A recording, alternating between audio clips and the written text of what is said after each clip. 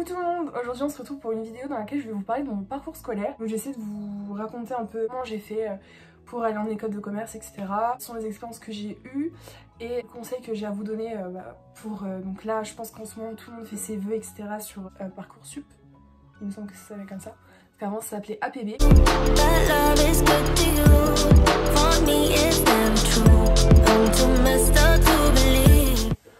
Moi j'ai fait un parcours assez basique, on va dire, lycée général. Et ensuite j'ai fait donc une terminale STMG marketing. Donc je sais pas si aujourd'hui il y a toujours les classes parce que je suis un peu perdue à ce niveau là. Je sais que ça a changé, donc là il n'y a plus les appellations, c'est par rapport aux options que vous prenez. Pour toutes les personnes qui passent le bac cette année, je sais que ça n'a rien à voir avec avant, avec en plus de Covid et tout. Enfin c'est plus les mêmes examens. Là pour le coup je pourrais pas vous donner de conseils vraiment à part si vous avez des oraux de rester vous-même, de bien apprendre. Voilà, de toute façon c'est des conseils classiques de chez Classique que je vous donne là, de toute façon je vous apprends rien. Ce qui concerne donc les options au bac, je vous conseille de prendre plusieurs options parce que mine de rien ça peut vous aider à avoir une mention ou de passer d'une mention à une mention un peu meilleure. Voilà, de passer à assez bien jusqu'à bien, bref. Moi perso j'ai pris plusieurs options, moi j'étais... voilà, je m'étais dit allez je fais ce que j'aime et puis en même temps si ça me permet d'avoir des notes c'est le top. J'avais pris option théâtre en seconde et en première. Je vous le conseille mais bon c'était pas non plus top, mais c'est vrai que ça m'a quand même aidé et à pas être timide en public, etc. Mais bon après si vous n'êtes pas à l'aise et que vous n'allez pas vous ennuyer, vous n'allez pas être dans votre élément et vous n'allez pas être à l'aise, donc ça sert à rien de faire des heures supplémentaires dans la semaine si en plus vous n'êtes pas bien. Option, j'ai aussi pris option art plastique, donc j'adore dessiner et je me suis dit bon bah go pour faire de l'art plastique. Enfin première et terminale, j'ai fait de l'option section européenne. Et la section européenne c'est quoi? Donc c'est une classe en STMG où tu as des cours de management, marketing en anglais et ça c'était vraiment enrichissant. Pourquoi? Alors parce que déjà de une, t'apprends des notions que tu as déjà apprises et des notions que tu n'as jamais apprises en anglais. T'apprends à t'exprimer en anglais, t'apprends à écrire, enfin à rédiger en anglais correctement, enfin c'est vraiment super, ça va t'aider en fait par la suite. Moi je sais que en prépa et en école de commerce, je sais que je réutilisais des termes, des cours que j'ai vus en section européenne au lycée, même en bac+3, bac+4, donc vraiment ça va vous aider. Les personnes qui vont aller au lycée ou qui regardent cette vidéo, vraiment je vous conseille de prendre les options qui vous correspondent, qui correspondent à vos envies, à votre parcours professionnel, quelque chose qui va vous servir. Voilà, comme section européenne, ça va vous aider en commerce, dans plusieurs matières et dans plusieurs secteurs. C'est une des options que je regrette pas d'avoir prise. J'ai passé mon bac, j'ai eu mon bac, etc. Et j'ai décidé de faire une classe préparatoire. Je voulais faire classe préparatoire bien avant, donc depuis la seconde. Et en fait, il s'avère que j'avais pas de très bonnes notes en physique, chimie et en maths. Et donc j'ai pas pu passer en classe économique et sociale. Enfin j'ai pu par la suite, mais à la base on m'avait dit que j'avais pas d'assez bonnes notes dans ces deux matières. Et du coup je m'étais renseignée, etc. Et j'ai vu qu'il y avait des classes préparatoires pour les bacs technologiques qui s'appellent donc des classes préparatoires ECT. J'ai vu qu'il y avait la possibilité donc d'aller en classe préparatoire même avec un bac technologique. Bon je me suis pas posé 1000 questions, je suis partie en STMG. En plus c'était un peu plus simple vu qu'il n'y avait pas ces matières dans lesquelles j'avais du mal. Donc clairement franchement le choix était vite fait. Donc du coup j'arrive en classe préparatoire. Et donc avec tous les clichés sur la classe préparatoire, etc. Je me disais mais comment je vais faire? En vrai c'est challengeant mais en même temps j'avais peur, etc. Finalement la classe préparatoire ça vous forge, mais je pense à vie. Pourquoi? Alors déjà de une, vous apprenez à travailler, mais un travail intense. Bon après personnellement moi je dis pas que j'étais la meilleure dans ma classe prépa parce que clairement pas du tout. J'avais beaucoup de difficultés dans certaines matières, même si avant j'étais une très bonne élève, mais arriver en classe préparatoire c'était vraiment compliqué parce que vous faites face à des concours où ils attendent un niveau assez élevé et c'est assez compliqué au début. Il faut tenir en fait, la première année c'est décisif, faut tenir, même si c'est dur mentalement, même physiquement parce qu'on est exténué, on est fatigué. Je conseille de tenir, de vous dire que en fait vous n'avez pas fait ça pour rien et qu'il faut continuer pour atteindre votre objectif. En classe préparatoire j'avais des cours de management, de maths, maths. C'était compliqué parce que du coup on rattrapait tout le niveau qu'on n'avait pas donc en STMG. On avait des cours d'économie droit, donc c'est un peu des cours que vous avez déjà en technologique. Des cours de culture générale et philosophie qui sont vraiment intéressants. Alors, franchement, j'ai adoré ces cours-là. Enfin, c'est là où j'apprenais le plus. J'avais l'impression d'apprendre le plus en culture générale. En prépa, vous avez des cols. Des cols, c'est quoi? C'est des entretiens que vous avez en face d'un professeur. Donc soit vous devez préparer directement le sujet sur place pendant 20 minutes, ou soit vous devez préparer le sujet préalable avant d'arriver dans votre salle, et vous êtes noté. Et ça, c'était tous les mercredis, et il y en avait dans la semaine un peu éparpillé en fin de journée. Plus de ça, vous avez des cours à prendre, vous avez tous les samedis matins des DST. Donc en fait, c'est vraiment un rythme à prendre. C'est assez intense, comme je vous ai dit. Le but, en fait, c'est de vous préparer au concours. Et franchement, c'est pas du travail dans le vent, c'est vraiment, vous allez en avoir besoin même par la suite. Et vous allez vous rendre compte que tout ce que vous avez vu en classe préparatoire, vous allez le revoir par la suite, encore et encore et encore et encore. Passer les concours, je sais plus exactement si c'était en mai. Je crois que c'est en mai. Mais si vous voulez que je fasse une vidéo par rapport à la classe préparatoire, n'hésitez pas à me dire en commentaire. Faire une vidéo un peu plus approfondie parce que bon là je vais un peu parler de tout mon parcours. Mais si vous voulez plus d'informations, de détails, les cours, comment les concours ça se passe, comment j'ai organisé mon tour de France, etc. N'hésitez pas à me dire en commentaire.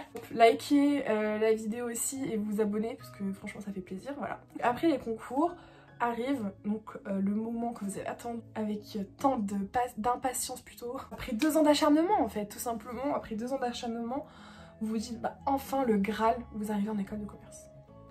Sauf que, en fait l'école de commerce, comment expliquer ça, vous allez pas apprendre tant de choses que ça.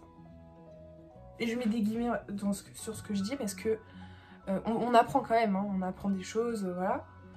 Mais niveau, on va dire, théorique, on n'apprend pas tant de choses que ça. En 2 ans de classe préparatoire, vous apprenez peut-être 10 fois plus de choses qu'en école de commerce. Vraiment. Pas aussi concentré, et en fait quand on sort de prépa, on sort de cette bulle où on travaille tout le temps, et qu'on arrive en école de commerce, on se dit ouais, enfin, franchement la charge de travail elle est beaucoup moins importante. Surtout les 2 premières années, après en master 2, je sais que c'est autre chose. L'école de commerce, vous avez peu de cours par rapport à la prépa, c'est moins intense. Et vous avez beaucoup plus de travaux de groupe. Donc vous passez d'un cursus de prépa où c'est très individuel, chacun travaille pour soi, à beaucoup de travaux de groupe qui vont vous permettre en fait de développer votre esprit de travail en équipe, communiquer avec les gens, apprendre à travailler avec des personnes. Après vous avez aussi des examens individuels bien sûr, ça va, franchement ils sont pas très compliqués.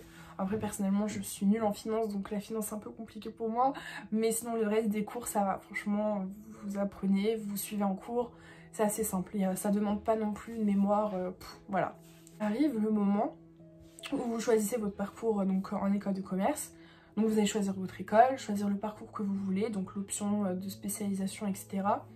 Donc en M1 si je me trompe pas c'est ça. Vous avez l'option donc de payer votre année complète et donc d'aller en cours tous les jours, soit vous faites en alternance.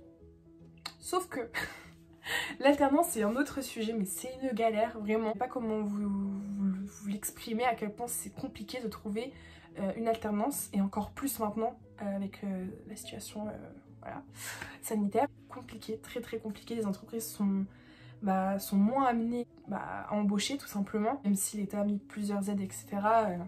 Malheureusement c'est assez compliqué, et surtout dans certains secteurs comme le marketing et la communication qui sont des secteurs assez bouchés, et il faut avoir de la chance ou avoir la possibilité de rentrer dans des entreprises par le piston, enfin par cooptation, désolé le mot politiquement correct, cooptation, voilà.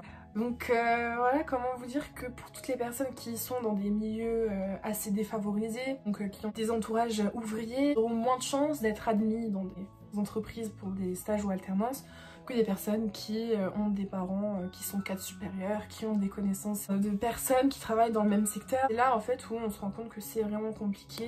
Malheureusement en fait, je partais du principe que c'est un pays évolué et qu'il n'y a pas de racisme, pas d'inégalité, etc. À l'embauche. Malheureusement, comment vous dire que si, en fait, c'est une réalité, ça existe toujours. On a beau dire non, c'est pas inventé en fait. Il y a des inégalités. J'ai pu enfin le vivre en fait tout simplement. c'est assez difficile de se heurter à cette réalité. Ouais, ça décourage parce qu'on se dit on a fait tout ça pour avancer et finalement on se retrouve face à des gens qui ne veulent pas vous embaucher parce que vous vous appelez ainsi et voilà, vous avez une tête de, je sais pas, d'arabe, de chinois, de tout. Mais il faut pas baisser les bras, faut se dire que certaines entreprises vous embaucheront pour vos capacités et vos compétences. Franchement, faut rester fort et tout simplement être patient. Parce que vraiment la patience c'est la clé. Donc malheureusement moi je voulais faire un parcours en M1, M2 alternance. J'ai pas eu la possibilité de trouver une alternance. Voilà, j'ai dû faire mon M1 en parcours classique. Je suis allée en Erasmus et donc ça l'Erasmus vous allez adorer. Vraiment c'est génial. Vous voyagez, vous découvrez un nouveau pays, une nouvelle culture, vous avez de nouveaux cours, enfin des nouveaux cours en anglais. Donc ça c'est génial. Après je sais qu'il y a d'autres pays où il y a des cours en espagnol ou dans d'autres langues. Pour ma part je suis allée en Norvège donc les cours étaient en anglais. C'est vraiment une des meilleures parties de l'école de commerce. Il y avait aussi les sorties, etc., les événements organisés par l'école, les BDE, les BDA, etc.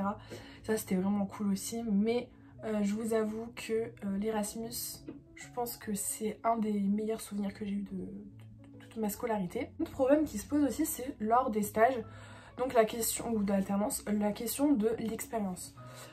Quand vous sortez de prépa, vous n'avez pas d'expérience. Voilà, vous n'avez aucune expérience, peut-être des petits jobs que vous avez fait avant ou pendant les vacances, mais vous n'avez pas d'expérience professionnelle. Et en fait, lorsque vous recherchez un stage de fin d'année pour votre première année d'école de commerce, donc en U3, en licence 3, on vous demande donc d'avoir déjà quelques expériences. Comment vous dire?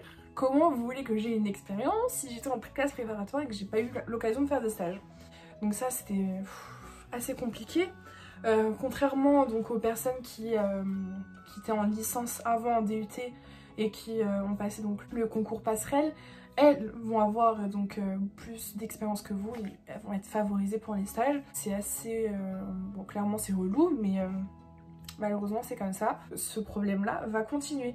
Donc c'est à dire que même si vous avez trouvé un stage, ok, admettons vous faites un stage de 3 mois, on va vous dire que pour une alternance vous n'avez pas assez d'expérience. Donc il faut refaire des stages. Vous allez refaire un stage de 6 mois et on va vous dire que vous n'avez encore pas assez d'expérience. Du coup, en fait, vous avez l'impression que c'est un cercle vicieux et que vous aurez beau faire tous les stages possibles inimaginables sur Terre, vous n'aurez jamais assez d'expérience. Pourtant, on est étudiant. Donc en fait, quand on est étudiant, le truc c'est que on n'a pas le temps de faire des expériences, enfin on n'a pas l'occasion de faire plusieurs stages dans l'année. En première année d'école de commerce, vous avez le droit à un stage de fin d'année. En master 1, vous avez le droit à un stage de fin d'année aussi. Ensuite, soit vous décidez donc de faire une année de césure où là vous pourrez enchaîner les expériences professionnelles, soit vous faites directement une alternance si vous avez de la chance et que vous en trouvez une. Ce qui est important, c'est de se dire que vous allez vous confronter à des barrières, mais faut tenir le coup. Et il faut se dire que plus vous allez postuler et plus vous aurez de chances de trouver. En tout cas, j'espère que mon parcours scolaire et mes petits conseils vous auront inspiré, on va dire. Je sais que je suis pas la meilleure pour donner des conseils, mais je sais que beaucoup de personnes peuvent avoir des difficultés, comme moi j'en ai eu, même d'autres encore plus. Mais faut pas lâcher, faut pas abandonner, faut garder en tête ses objectifs et se dire que on va y arriver, on va les atteindre. Et tout ça, ça sera que des souvenirs lointains plus tard. Je reviens bientôt vous poster une petite vidéo assez sympatoche la semaine prochaine. Je vous fais de gros bisous et je vous dis à bientôt. Bisous.